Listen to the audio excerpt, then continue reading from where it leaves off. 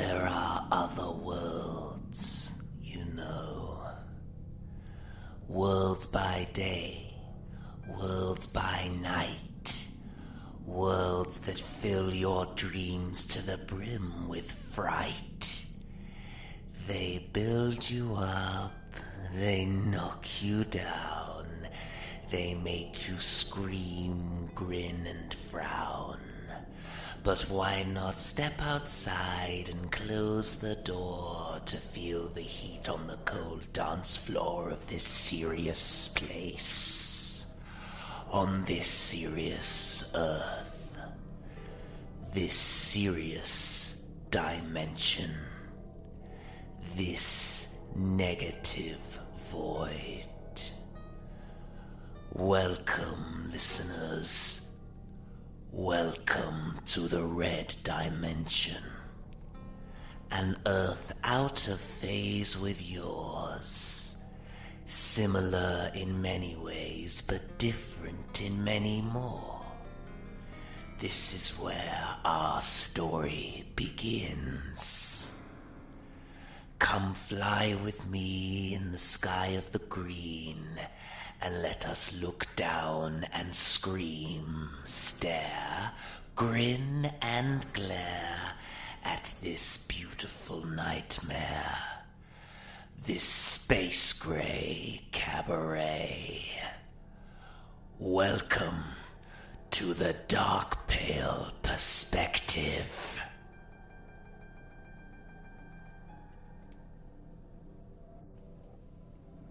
Broxos. The first thing the senator saw when the starship began to phase through was the color of the sun. The red sun. To her, that was the color of safety. It meant they had arrived. She was far from her home now, far enough that they may never think to look for her here. She began shaking as the memories of the raid on her family quarters back home flashed into her mind. She would never see her family again, never see her planet again, because of what she knew, what she had discovered. The nightmares that came with that knowledge brought tears to her eyes, and she brought a hand up to touch the deep cut on her face. The sword that had made that cut used to belong to a former guard of hers. Tola, Garrick Tola, a humanoid of the planet known as Nomanissa.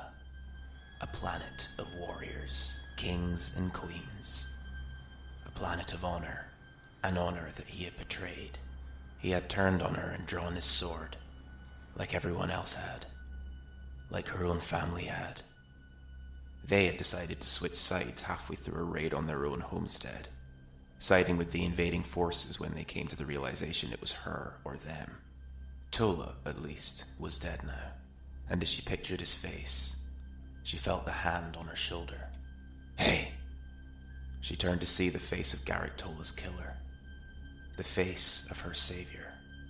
Well, one of them. She smiled as she wiped her eyes, working through the pain, knowing she didn't need to. Not anymore.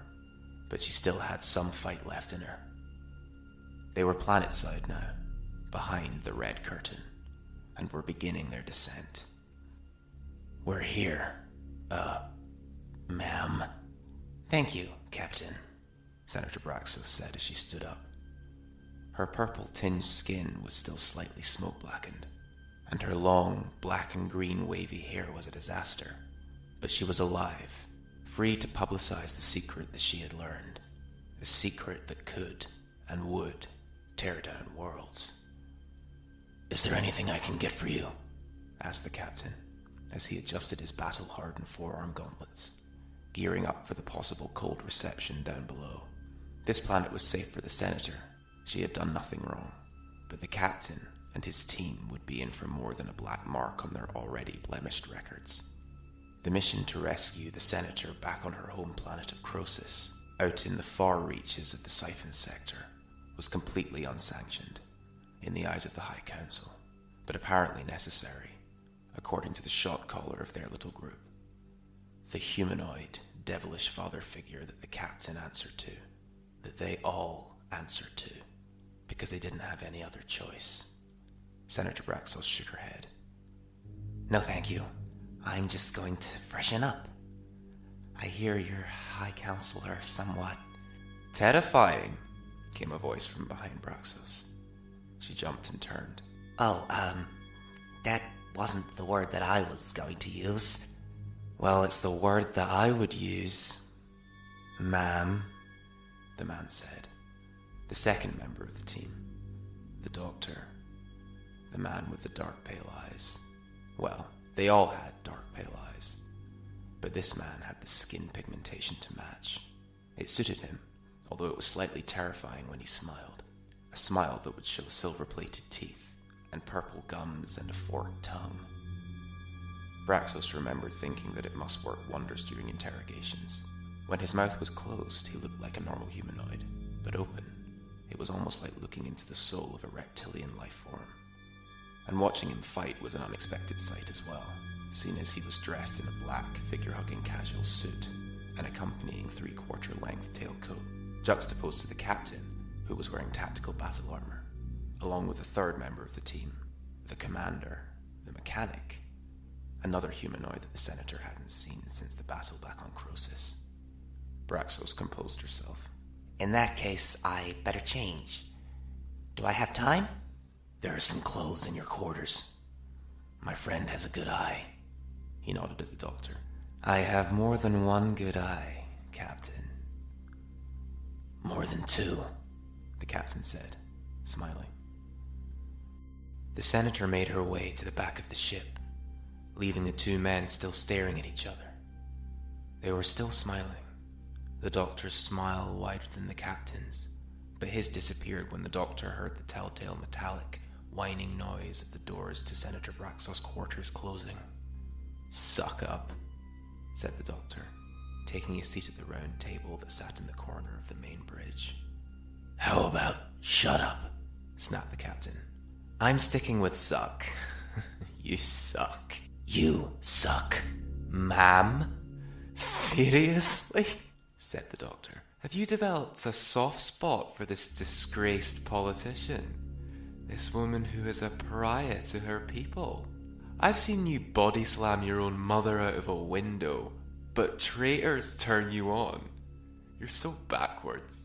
"That was because the building was rigged to blow. I went out of the window with my mother with a parachute. I didn't just let her fall to her death. You would have done the same for your mother." "Don't count on it, mon capitaine." "Yeah, well, you're just ungrateful." "Yeah? And your trousers are undone." "What?" The captain looked down. They weren't. The doctor began to laugh. "You're all so gullible. That's why you need to not buy into the senator's 'I'll never see my planet again' song and dance. She collapsed her entire government and was responsible indirectly for thousands of deaths, riots, and ruined lives that went global. And it took time, Captain. She knew what she was doing, and I think she knows what she's doing now." "You think it's a trap?" "I know it's a trap." "You read her? I thought you couldn't read Crozians." "I may not be able to read them, but I know them. I've spent the most time with them in my solo days. That's why the big man assigned me to this mission." "That never was. I asked for you to be assigned." "You miss me?" "You're good in the field." "At what? Milking cows?" "You know what I mean. You've had good training." "What I do know is that you like to relish any excuse to use militaristic expressions, with all that hoo-ha juice they stuffed into that big head of yours." "You want to talk about hoo-ha juice?" "God, no. That's what I just said." "What about you?" "What about me?" "You're juicier than I am, Doctor." "Did you really just say that? I'm juicier than you." "You are." "Look, Cap, you're the fighter out of the two of us. You're the one with the unbreakable bones, the hyper-agility, and the heightened strength. Not to mention the gravelly voice. You're a guy that doesn't take fall damage and gets shot at all the time." "We both have hyper-agility, and we both get shot at all the time." "Yeah, all thanks to you. You can take it. I have to hide in a cupboard." When the guns are empty, though. When the guns are empty, you jump out with your snake face and tear off limbs and heads and stuff. My snake face? You do have a questionable snake face. A questionable snake face, as opposed to a trustworthy snake face.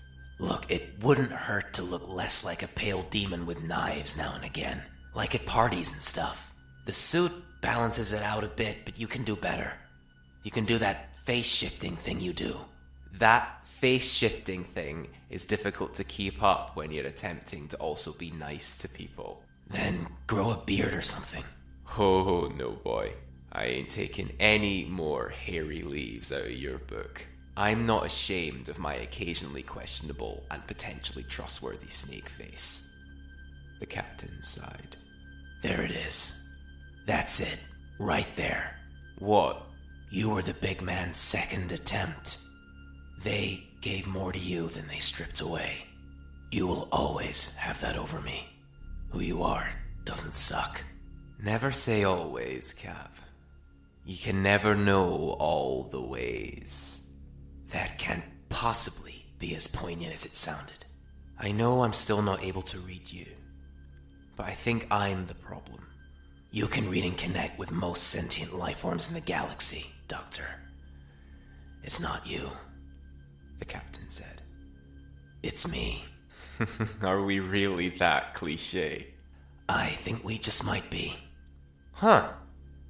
I think I'm alright with that. It means we're still somewhat human. The trans-dimensional clichés. On the phase of possible oblivion. The wheel turns, nothing is ever new. That was when the ship passed through the planet's atmosphere, causing slight turbulence as it always did, and the bird's eye view of Northside Central appeared to greet them. The High Council's gonna kill us. That's also nothing new. I just know that the boss is gonna claim he knew nothing about this, and will be put back in stasis again, until the boss decides to wake us up and commend us in private. Again. Can you not do one of your mind thingies? Mind thingies? I still don't know the proper words for your whole deal. After all this time, the doctor said, making the captain shrug. I'll do my best. But you do the talking. They don't like you very much. They hate me. Fine. Anyway, I have a feeling we won't be put in stasis. Why? I can sense a planet-wide unease. More so than when we left. These are dark days, my friend. How long have we been gone? Around 80 days. Everyone probably misses us. No. The doctor paused. It's more than that. It's almost as if the planet is bracing itself. Premonition, the captain said. That's the word. The High Council's web is moving. Tell Pilot Man to prepare for a possible air escort. They'll probably be coming in hot. What? I thought nobody knew we had even left. 80 days, someone noticed something. We should have taken a different ship. And out of all of the people in the faction, they're going to notice that we're gone? We're special, Captain. Because we belong to him, not to the High Council. Because he doesn't. He's an outsider. The outsider. Remember? And you know how the High Council feels about him. They're constantly breathing down his neck. I wouldn't be surprised if they fired a warning shot. There was a sudden impact on the left wing of the ship, causing turbulence that somewhat threw the doctor and the captain opposite ways, causing them to hit the opposing walls, backs first, and landing on the ground with a crash, the captain taking out the round table on his way down, splitting it in half with his weight. "We've got company," came the voice of the pilot, the mechanic. "Yeah, thanks, got it," the doctor said, sarcastically, getting to his feet. God damn it, cursed the captain, rushing into the cockpit to join the mechanic. The doctor dusted himself down as the ship came to a halt, taking the warning shot seriously. He stared out of the hull window. The green skies and the bird's eye views of red oceans flew past his vision, and the doctor felt himself becoming one with the elements, as he did with every world he visited, but none more than the one he called home. Inwardly, he walked the balance of the nexus of the forge, a nexus that strengthened and purified his link to the axis.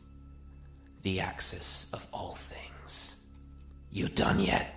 The captain said, back now, shaking the doctor impatiently. I'm just plugging in, my dear, with zeal and passion, as always. I am not looking forward to this. We're gonna get our asses kicked. This was a bad idea. That is so not zen. I've got no time to be zen. Wait here. I'm gonna check out the... The doctor raised his eyebrows as the captain realized his mistake. Check on the senator. Give her a kiss from me. Who would want to kiss you? As the captain walked away, the doctor began to giggle. Oh, Cap, you have no idea. The mechanic, as everyone called him, although he preferred commander, as that was his rank, gently guided the beloved crescent-shaped scimitar shuttle between the security structures either side of the main northern cloud gate. It was a ship that could hold a few passengers comfortably in a modest cargo, and pack a huge, unexpected punch in the battlefield, as the energy that powered the hyperdrive and the weapon systems was new and experimental, and the targeting system, designed and built by the mechanic himself, was state-of-the-art. The mechanic was proud of his little space-capable speedster. She hadn't let them down thus far, after years of decimating battles and long-distance journeys, which is why it really angered him when military escorts fire warning shots that leave a mark. His eyes were shifting angrily from side to side, making eye contact with both the masked pilots who flanked the scimitar on both sides. He had a feeling that there would be more above and below, just in case he tried anything. He wasn't going to. They had precious cargo on board. A Crosian senator. That's probably why the High Council had sent more than their usual single-ship escort. The captain and the doctor were always getting disciplined by the High Council. The High Council didn't trust them and saw them as reckless. They had a point. The mechanic had just played a huge part in the unsanctioned extraction of a foreign official outside of the High Council's galactic jurisdiction. Not only that, but he believed that their little rescue mission may have been noisy enough to spark a civil war back on Crosis, which would mean more grief for the group. Their official designation was the Red Team, a special division of the faction that helped run the High Council's military operations. It was special because every member of the Red Team was enhanced in one way or another. Together they were a force to be reckoned with, a force that seems to have become indispensable in the eyes of the High Council. The captain just tended to abuse that fact, and one day the mechanic feared that they would all become very dispensable indeed. As the scimitar broke through the clouds of the green, the northern citadel came into view. It stretched far and wide across the entire hemisphere and was a literal universal hub of activity. There were thousands of spacecrafts of various shapes and sizes plastered across the greenish-red, cloudy skyline that itself was impaled by buildings taller than the naked eye could see. The structures disappeared up the billowing clouds and became visible again at random points in the skyline. Down below, billions of life forms from the far reaches of space resided, living, dying, creating, and certainly destroying, none more than the man that they, the Red Team, answered to. Said the captain, appearing behind him. Sir, how we doing? I've been told we'll be docking at the main northern temple. Straight into the lion's den, then. We might be alright, said the doctor, appearing behind the captain. Because we have the senator, a senator we technically kidnapped. If we get her to do the talking, make demands of the High Council, demands that don't put us in the firing line, which the High Council have to follow through with, seeing as she is their diplomatic guest. We've never had a Crosian official planet site before. I'm sure the Council will be delighted to accommodate, whether or not she's disgraced. I've heard worse ideas, said the mechanic. How long have we got? Asked the captain. We'll be docking at gate 599 at the northern in 6 minutes. Maybe more, considering the speed of this stupid escort. Good. That gives me time to brief the senator. You're sure as hell not doing it without me. I really am. No, you're really not. You're just gonna flirt and flex. I do not Flex. Yes, you do, sir, said the mechanic. That settles it. Come on, Cap. We're on the clock. The captain sighed and followed the doctor out of the cockpit to rejoin the senator at the broken conference table.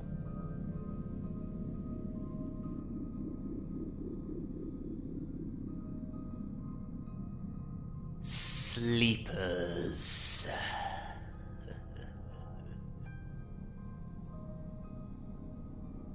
Sometime later, the northern citadel lay under a blanket of darkness.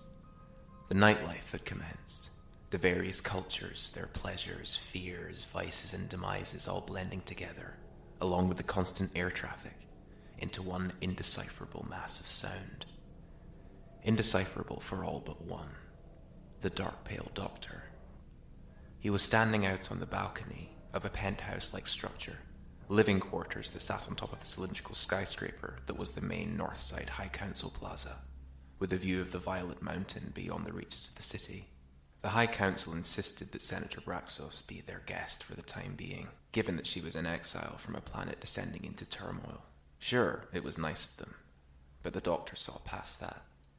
She had something that they wanted. Information, most likely. Otherwise, she would have been thrown in a holding cell, along with them, along with the Red Team, no question. The Council loved to kiss ass. Braxos was carrying something, that was for sure. But what? That's why he was out there on the roof, listening to the buzz all around. News of the senator's arrival had no doubt spread among the citizens, and there would be people who wouldn't take kindly to a Crosian senator suddenly appearing planetside, laying her head right above the northern temple chambers. Yes, the senator would be safe from Crosian attacks, for now at least. But what about here? This wasn't a perfect world by any means. The doctor wouldn't be surprised if somebody tried something. Some splinter cell or black ops group. There were plenty of them, and there were plenty more smart people out there, in that ever-widening and darkening city. People motivated by money and blood. The captain was still having words with the High Council, so the doctor thought it best to leave him to it. The High Council weren't afraid of the captain. The doctor, however, didn't have that luxury. The doctor listened. Hard, but nothing jumped out. At least not anywhere near him. A word, a phrase, something to indicate a possible move, and he had to hurry before the High Council kicked them out again. The captain caught the doctor's eye through the window of the penthouse, and minutes later, the two of them were sitting opposite each other on zero-gravity chairs, yards away from where the senator rested. The mechanic was now the only guard left outside. He didn't look happy. The doctor began to spin on the zero-gravity chair. So, where's the rest of the elite guard? I thought they were taking over. There are 2 inside the main hall of the senator's sleeping quarters. They'll also be posted at the entrances and stand guard on the rooftops. They were going to swarm the place until the boss man stepped in. He graciously thanked the senator for seeing us as heroes rather than kidnappers, and convinced the council to let us carry on guarding her, since we apparently extracted her from a war zone. That wasn't a war zone, it was a tea party. I know. Pathetic. Why does the boss need us to stick with this? I told you, these are dark days. I feel strange about this. You always feel strange. Stranger. She wouldn't tell us what she found on Croesus that caused her to single-handedly, it seems, collapse the government. But it seems like something that would be worth a lot to more than just Crosians. She did say it had the ability to tear down worlds. Then she turned into a walking faucet, the doctor said. You think somebody here wants what she has? Why else would he have sent us? I don't know. Exercise?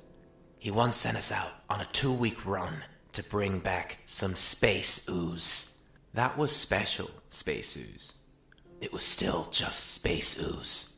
We nearly died 23 different times speeding across that quadrant. We got chased by those Sunblade cruisers. Good times. I love racing bounty hunters. Not when their ships are designed to withstand the heat of a goddamn supernova. Anyway, the doctor said, holding up a hand. You think she has ooze? What? I'm turning your example into an analogy, darling. The captain glanced over to the senator's temporary quarters, then back to the doctor. He lowered his voice. Yes, I think she has ooze. She effectively burned down her whole world's political infrastructure, starting an orchestrated war in the process. And we're just sent to rescue her, pull her out of it, and now the council are treating her like royalty. She has elite guards on lookout and us right outside the door. And not only that, this entire planet is a safe zone. The red curtain? The red curtain. It just seems a bit much. Did you get anything out there? The doctor shook his head. Nothing yet. If we were down in Southside, it would be different. It's not as loud. Tell me about it, said the captain. Northside is almost impossible to blanket. We just have to stay close to her until this is resolved. How do you resolve a civil war that broke out last week? Asked the doctor. I don't know. Follow orders? Good one. I didn't even know it was a one. How long has she been asleep? Not long. Why? If someone is going to attack the chamber penthouse, they won't break in from the ground. The trouble with all this grandiose bullshit is that there are plenty of ways in if you're coming from above. We'd see a ship coming. Not if they're using black market cloaking. That cloaking fluid's a load of crap. It won't get past the plaza force field without being detected. Then the only other option? The doctor paused, slowly turning his head in the direction of the sleeping chamber entrance. The mechanic was standing there on high alert, but it was difficult to hear anything through those walls. What's the other option? Did you see which elite guards were posted inside the chambers? No, said the captain. Are you thinking?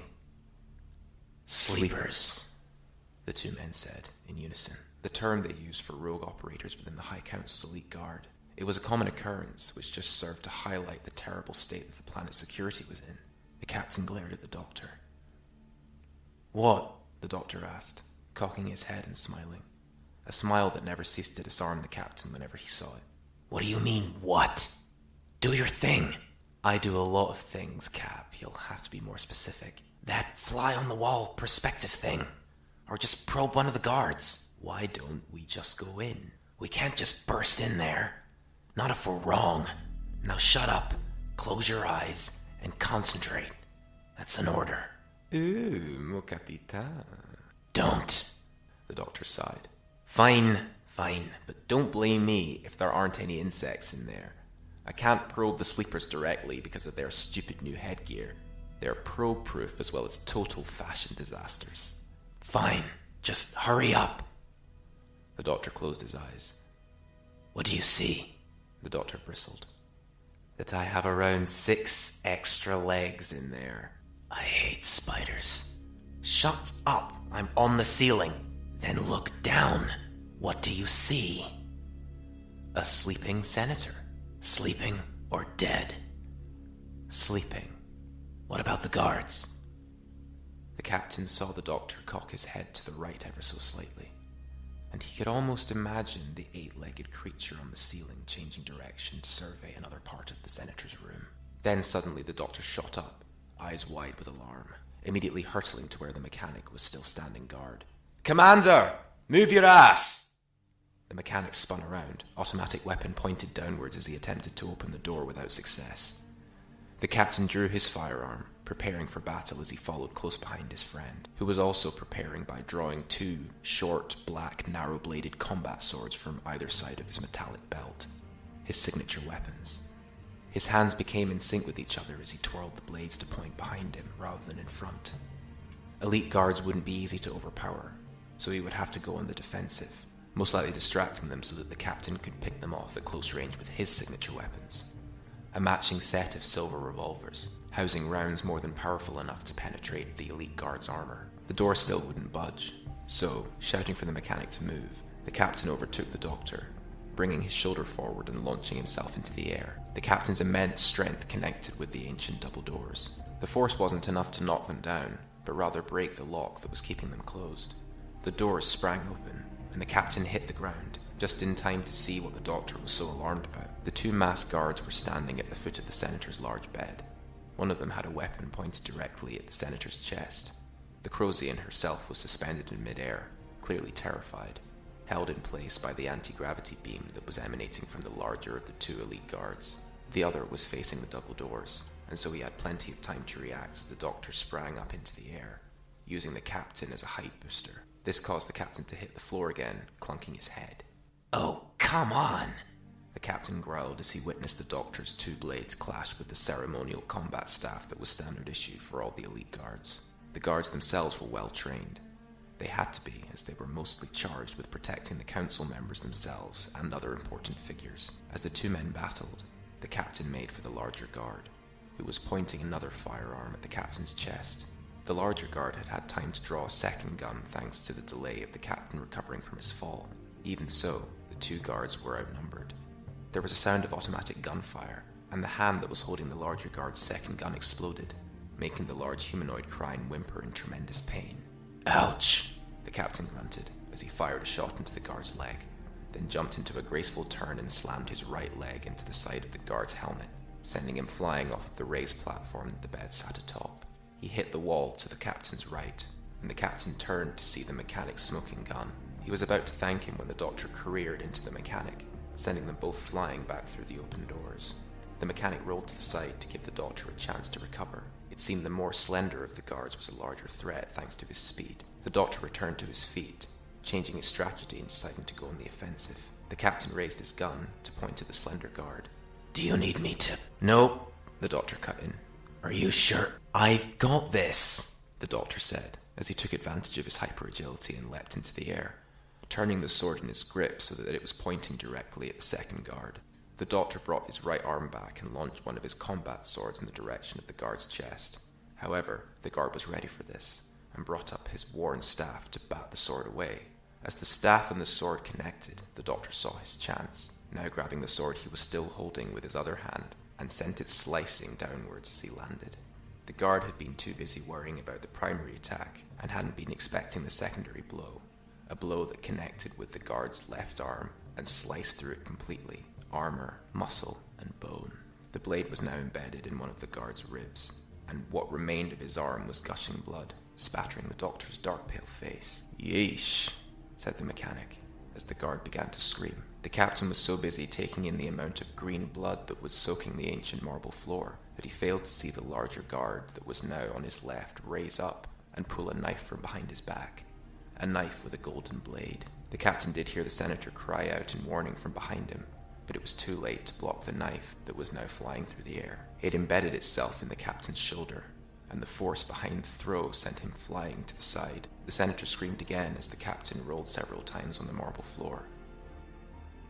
He grunted as he hit the skirting, and he looked just in time to see the one-handed guard making a break for it towards one of the large, open bedroom windows. The mechanic fired his weapon, narrowly missing the determined guard. "There's a ship out there!" shrieked the Doctor. He was right. There was a standard elite guard craft hovering stationary below the open window. They were fast, so, one-handed or not, as soon as the guard landed that jump, the craft would blast off into the near-distant city, joining the air traffic and making it impossible to track in all the nighttime mayhem. The captain was now crouched on his haunches, between the guard and the window, waiting for the perfect moment to take the guard down before he began the dive outside. The guard, however, had another knife prepared to throw, which forced the captain off balance as he dodged the incoming blade. Above the captain now, the guard began the dive to freedom. Thanks to the guard's height, though, he did have enough time to grab one of the guard's legs as he hurtled out of the window. The guard's weight also helped, as it was enough to pull the captain upwards and outwards to the craft below. They both hit the hull with a crash, and the captain could see that there was a third guard waiting to kick the boosters into life. The one-handed guard launched his foot into the captain's face, forcing him backwards and nearly causing him to topple off of the craft. He just had time to grab one of the rear spoilers, and he now hung there, attempting to pull himself back up with no success. "Cap!" came a voice from above and behind him. The Doctor. They caught each other's eyes as the boosters sprang into life, sending the getaway pilot, the one-handed guard, and the captain off into the distance, speeding towards Northside Central at a tremendous pace. The Doctor hung his head and sighed with irritation. "Nice one, Cap. Real nice," he said, as he and the mechanic witnessed the ship blend into the distant traffic. The Doctor turned and sped past his commander. "And where are you going?" he asked. The Doctor turned while running. "Where do you think?" "You'll never catch him." The doctor scoffed. Oh, ye of little faith.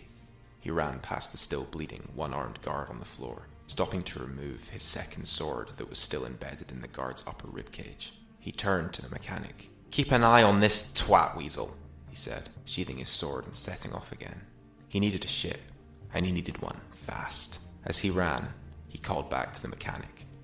"If he dies, Commander, I'll kill you."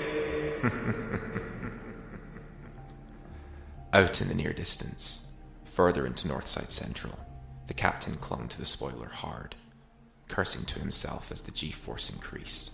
He was strong enough to fight against it, but the guards weren't oblivious to their stowaway. The captain's immense weight in itself was an obvious strain on the speedster's engines. One of the rogue elites in the cockpit must have activated the ship's defensive systems, as there was a sudden arc of electricity, originating from the underside and travelling in the direction of the rear spoiler. The captain felt the shock arc up and down his body. The pain was dampened enormously, but it did cause him to let go of the spoiler. Fortunately, as they were travelling rather quickly and joining the massive air traffic on all sides, the captain did not fall straight down. The G-force had forced the captain's lower body upwards and back, so he was held in a flying pose, which meant when he let go, he went flying backwards into a public transport shuttle behind. Luckily, the pilot of the transport was exceeding the speed limit, so the captain was held in place momentarily against the front of the transport and supported by the speedster's engines in front. In that time, he managed to flick his right wrist to activate his grapple wire. It fired with the force of a gunshot, connecting with the same rear spoiler that the captain had been hanging from seconds earlier. Putting his feet flat against the outer hull of the transport, along with a lightning-fast weight shift from his upper back to his lower legs, he pushed off the transport, which at that moment decided to blare its horn and veer into another lane. "Thanks for the boost," the captain shouted, as the transport overtook him, and the enemy ship increased in speed. The guards had made the mistake of putting the ship on autopilot. They wanted to focus on getting rid of him by firing their automatic weapons, which the captain had to rapidly dodge as he was carried past the various windows and floors of the buildings either side of the fast lane. The faster the ship got, the higher the captain rose, giving him a better view of the two guards firing at him. Using his right hand to hold him in place, as much as was possible at this speed, he aimed one of the revolvers and fired 2 shots. The first bullet hit the shoulder of the getaway pilot, which caused him to lurch to one side while still firing his own weapon. This sent his spread of bullets through the one-handed guard first before escaping out into the open air.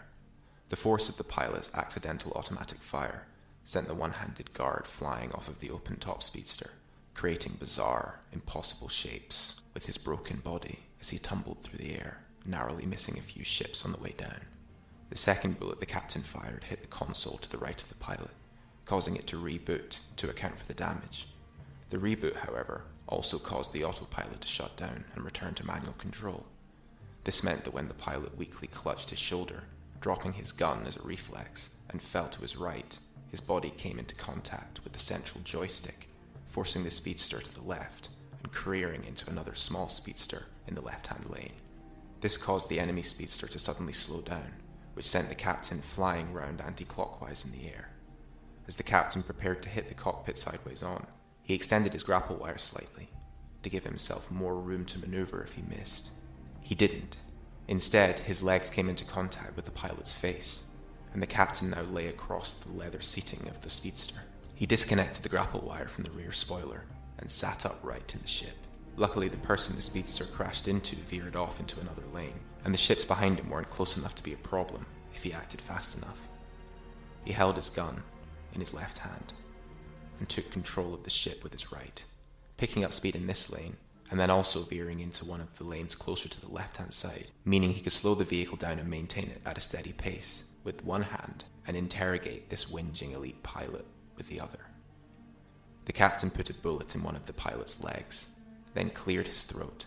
"I would really like to kill you. But before I do, I'd love to know what the hell you were doing outside of the council chambers." In basic tongue, the pilot rasped. "We were standing guard." The pilot's voice was distorted, deep, and artificial. The captain laughed. "That's not gonna fly, my friend. But you are, right down into Northside Central. Maybe you'll land on something rather pointy. I have very good aim, as you can see from your shoulder. Or you can tell me why those guards sent to protect the senator tried to kill her, and then I can shoot you in the head. Either way, I am so going to kill you. We needed information. What information? Information about Crosian biology. Why? Someone wants it. Who wants it? Someone important? The High Council? I don't No.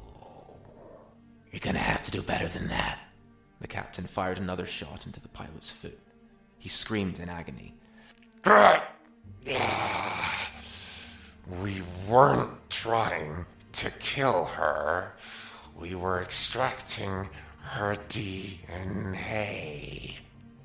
With an anti-gravity beam? We needed to reposition her to get a better sample.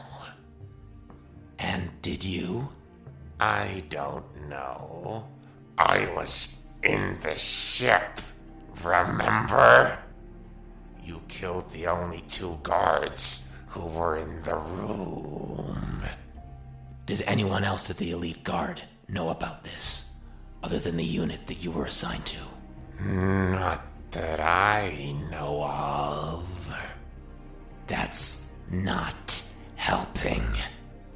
The less we all knew, the better. So I wouldn't imagine anyone else knew. So what does this important person want with Crosian DNA? I have no idea, Captain. You know as well as I do, it's never been cataloged before. We've never had a Crosian planetside, much less a female Crosian, who I hear have a larger amount of rarities within their genetic makeup than the males. And you brought her here.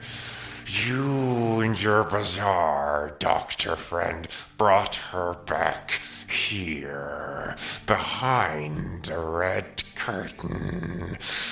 Whatever happens now will be on your head. You've led us all into uncharted territory. Well done, Captain. At that moment, the captain heard a click. He looked down to see the pilot had pulled the safety pin from the singular grenade on his belt. The captain didn't have time to react, and the grenade erupted.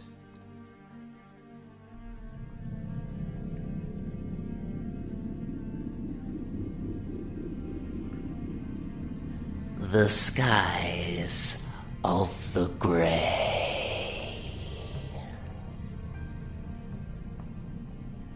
It was incredible how much a humanoid body could achieve while acting on autopilot. Having the ability to almost completely disconnect his conscious mind from his body, leaving that to his subconscious, the Doctor was able to analyze all of the information he had learned since the boss asked the Red Team to go on a rescue mission to Crosis, a planet that the Doctor had spent some time on during his solo days. The fact that he couldn't read Crosians made it more difficult. Usually he could read other sentient beings like a book. It wasn't a gift he relished, but a gift he possessed nonetheless. It had become second nature to him now, and he hated that, white and hot. Being able to hear everything, notice everything. It was so loud, so noisy. And because of that, Crosis was where he was able to find some degree of peace and quiet, a place where he could recalibrate and listen intently to the silence. All before the boss man had called him back behind the curtain, back to an eternally crimson planet's surface, thanks to a scorching red sun, the sun that lies and the moon that laughs, The boss had called him back to help curb the planet-wide crime surge, along with the rest of the team, most of whom had chosen to remain planetside, in the familiar. It was clear that whoever was in charge of the rogue elite guard unit wanted the senator for something, and if that someone was prepared to start with a rogue unit, they weren't going to stop there. The doctor had just finished that thought before realizing he was sitting in an open-top speedster. He must have found one, or stolen one. He chose not to remember that part. He preferred a great deal of his past to be multiple choice. He was speeding past the skyscrapers now, the fast lane on the right-hand side. He set the speed to automatic, closed his eyes, and listened out for the voice of his friend, the heartbeat. It wasn't easy at the speed that the doctor was traveling at, but he couldn't afford to go slow. In his head, the doctor overtook himself, traveling at a faster pace than any speedster or starship would carry him. He listened out for gunfire, something that was somewhat obvious even in Northside Central. He could make out 4 separate gunfights in close proximity. "That's Northside for you," the doctor said, inwardly. He knew what the captain's gun sounded like when it fired. It was unmistakable, and the doctor himself had helped design and build it. 2 shots, a second apart, automatic gunfire, screaming. The doctor slowed down slightly, switching into the left-hand lane to let a speedster behind him overtake. The captain was close. The doctor then heard the sound of a 2-ship collision, and deep, throaty cursing. "Ah, there you are, my dear," the doctor said, now spotting the out-of-control speedster a couple of 100 yards ahead. As the doctor drew closer, he began to listen. All the background noise fell away, as if the doctor himself was sitting in on the interrogation. He took the words in. One part of the conversation jumped out at him. The point where the captain had asked whether or not the rogues had got what they came for. The DNA extraction, the anti-grav beam. They would likely be using the gun to stabilize and scan her simultaneously. If they had extracted the DNA and broadcasted it out to a specific location. No. It was an extreme extraction technique. The sample would have to be delivered manually. It would have to be physical, so they needed to secure the gun. The doctor put a finger to his right ear and pressed down, activating his communicator. "Commander, can you hear?" Before he could finish his sentence, there was an eruption a few yards ahead of him. The elite speedster was now in multiple pieces, tumbling through the air and causing collisions above, below, left and right. The debris nearly took the doctor down, but it was a near miss. He knew that the captain would be okay. This wasn't his first explosion. All the doctor had to worry about was catching him. Luckily, the doctor had positioned himself perfectly after dodging the speedster debris. He floored the speedster into a rapid descent and used the built-in targeting system to align the speedster with the captain's ever-decreasing altitude. Narrowly, the doctor overtook the captain on the race towards the ground. The captain looked flustered, but in control, and he managed to grab onto the side of the doctor's ship, using his strength to pull himself in, the weight of him nearly pulling the speedster off course. "Careful!" the captain said, with force but also with a grin. "You're welcome, Dick Thistle." "Did you just call me a Dick Thistle?" "Never mind your wee thistle. We have a problem here." "Yeah," the captain nodded. "The anti-gravity gun." The doctor raised his eyebrows in feigned surprise. "Oh, so you're not as stupid as you look." "Do I look stupid?" "You always look stupid." "But, despite just having had a grenade blow up in your face, you look none the worse for wear. Just slightly singed." "We need to get back to the temple." "Can you get a hold of the commander?" He was supposed to be watching over the senator. The captain nodded, activating the communicator in his ear. "Commander, come in. Do you read me?" There was no response. "Commander, can you hear me?" The captain and the doctor exchanged glances. "Floor it," the captain said. "That's an order." Far away, there was another conversation taking place over earpiece communicators. Only this one was two-sided.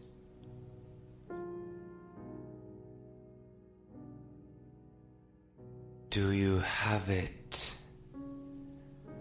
Yes, sir. I have it. Good.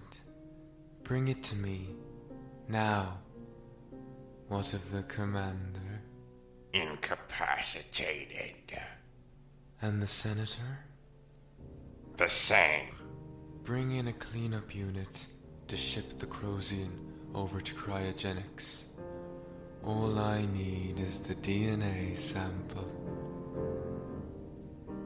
Permission to speak freely, sir. Granted, Lieutenant. What about the captain and the doctor? They're going to find out. The doctor never misses anything. It just doesn't happen. This will be the last straw for them. They'll grab the commander and go rogue. They'll cross over. The leaders of the red team going rogue is bad for all of us. They're more than just dangerous.